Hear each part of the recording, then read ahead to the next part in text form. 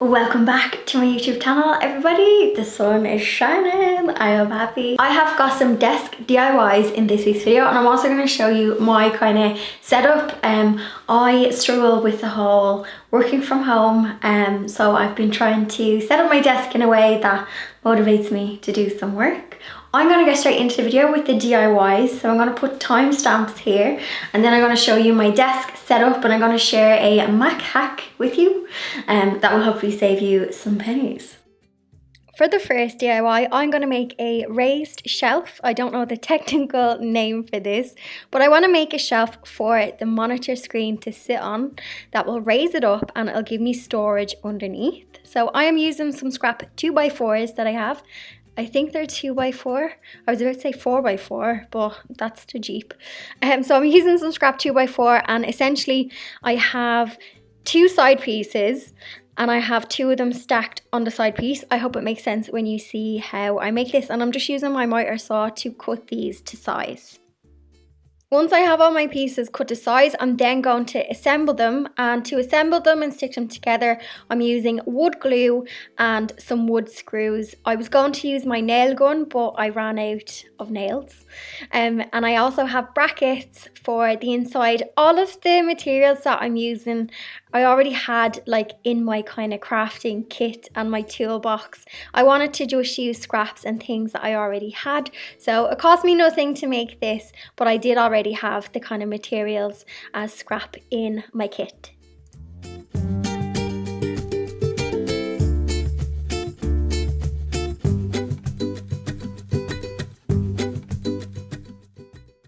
If you have seen the desk, it is made from scaffold boards, and I have a whitewashed effect on the wood, and I wanted to do the same for the shelf so that it would blend in. I'm literally just using a wet rag and I'm wiping on some white satin paint that again I had in my kit. I also painted the brackets underneath gold just so that they wouldn't stick out kind of like a sore thumb. So I think it all blends in together. So as you can see, I popped the monitor up on top. The cables are all at the back, and it just gives me extra storage, and I'm able to store things underneath and on top as well. And those little baskets I kept knocking over, so I'm hoping that with them up on the shelf I won't knock them over.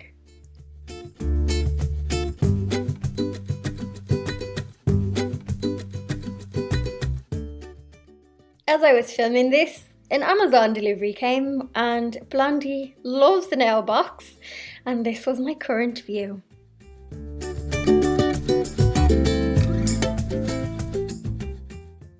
I have a bit of a Poundland hack for you now. So these are placemats, €1.50 for the two in deals. I'm going to turn them into mouse pads and a pad for my keyboard, and I'm using an old laptop sleeve. It's made from faux leather. It's got a nice kind of faux suede on the inside, and it doesn't fray, which is good. So I'm cutting it to size. This laptop pad I got, I think I got it at like an event, a conference thing. It was in like a goodie bag, but it doesn't fit my laptop. My laptop is too thick, but I still wanted to use the fabric. So I made two of these mouse pads, and I simply cut it to size, and then using some glue, you can use fabric glue or you can use maybe PVA, it might not be as strong. So I am just pasting the glue on, and then I'm going to stick the fabric onto it, and then I'm going to use some weight to sandwich it down, and then you can leave it overnight to dry, and just make sure you use lots of glue on the edges, because that's where they can be inclined to lift.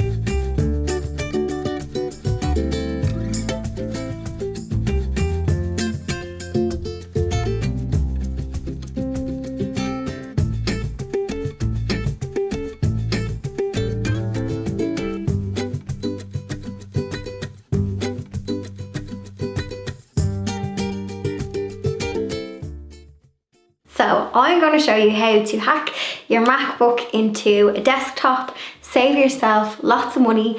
I was going to buy an iMac, so I needed a screen for editing and photography and stuff.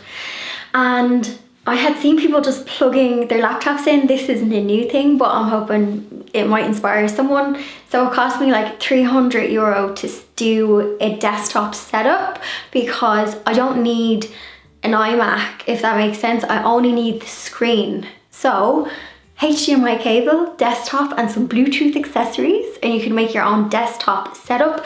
So if you have a laptop, which is I think amazing because you can have soft couch days, aka soft office days, I meant to say, which is working from the couch. But it's also really bad for your back. I fall into the habit of doing it. So if you need to make yourself a desktop setup, you can do it cheap enough. So I'm going to show you. I also collected my laptop this morning because a Mercury retrograde exploded my laptop. And I'm just really klutzy with technology.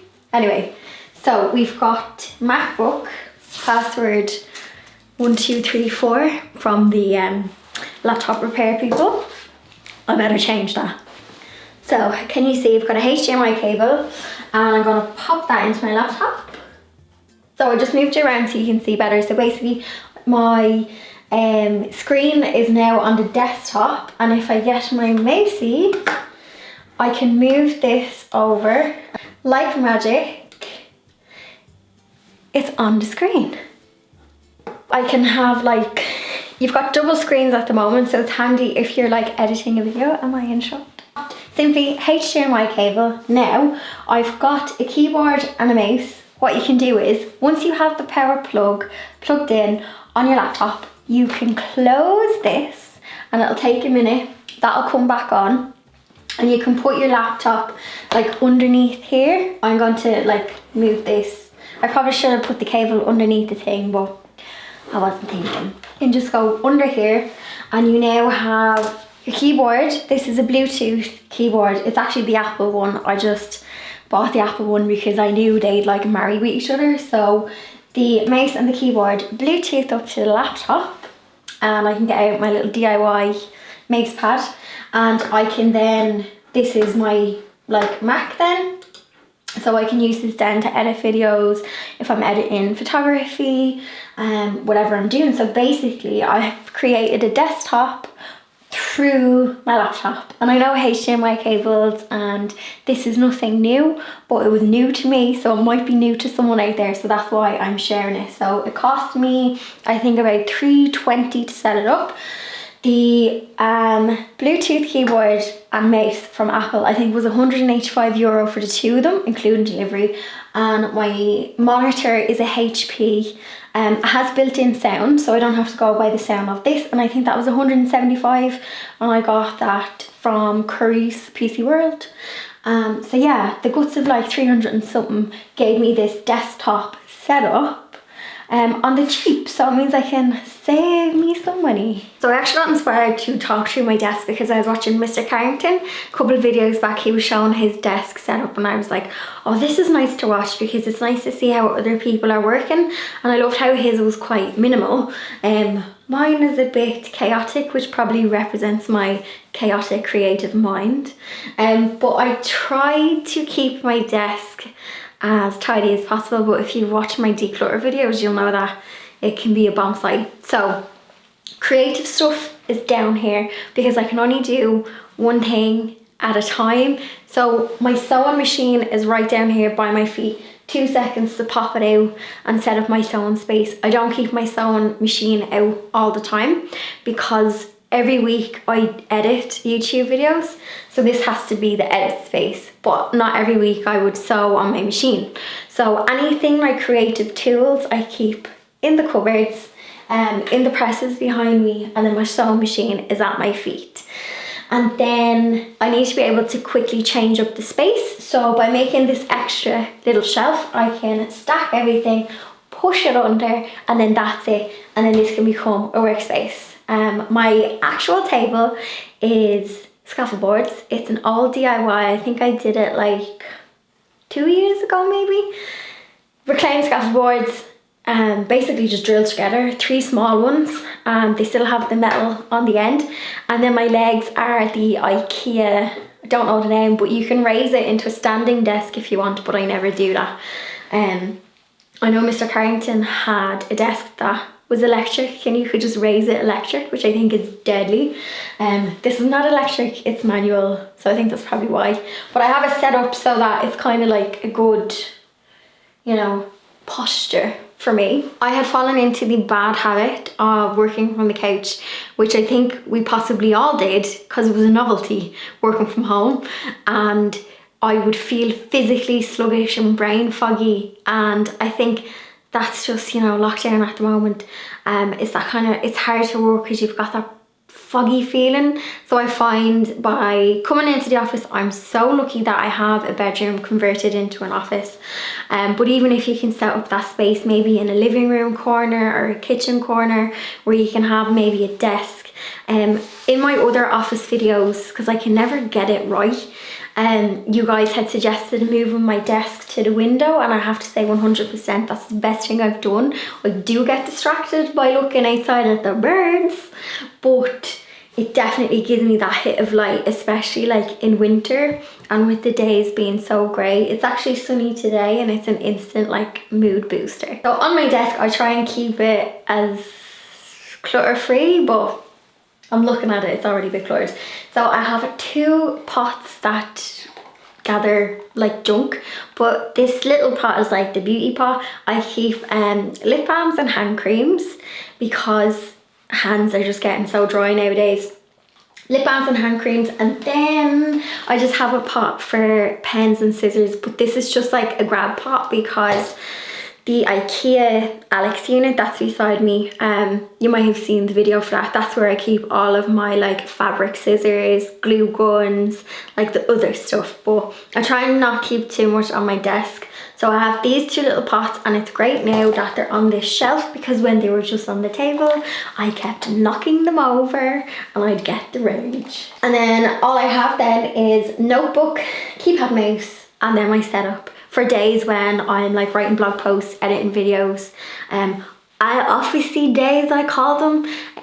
I struggle with sitting at a desk, always have. I am the creator, not the like sitter. I find it hard to sit still, you know. I was that child in school, the one that kept fidgeting. So I try and do the whole like work for an hour, take a little break, and then go again, and then break up like my workflow. So if I'm editing a video, that can take a couple of hours, so I'll try and do like the clips, then the sound, then the voiceover and things like that.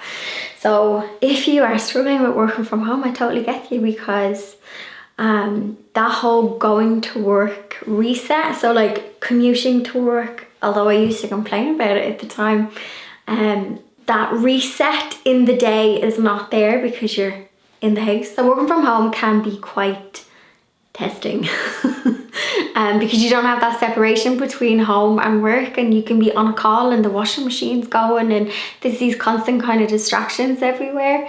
And if you are in another part of the world where lockdowns and restrictions have been eased and you're able to go, you know, to work, that's one thing I appreciate, is the break in the day. So that going out, the social aspect of it, and then kind of coming home, because it is hard working remotely and by yourself. I actually have found a hot desking space for when things ease. It's closed at the moment, obviously, but I'm hoping in summer to do some part-time hot desking, somewhere that's not too far from me. It's in like a really like cozy location, like countryside feel, so I'm hoping to do that to help me be more social and not just be stuck in my house all the time. Also on my desk I do have some books.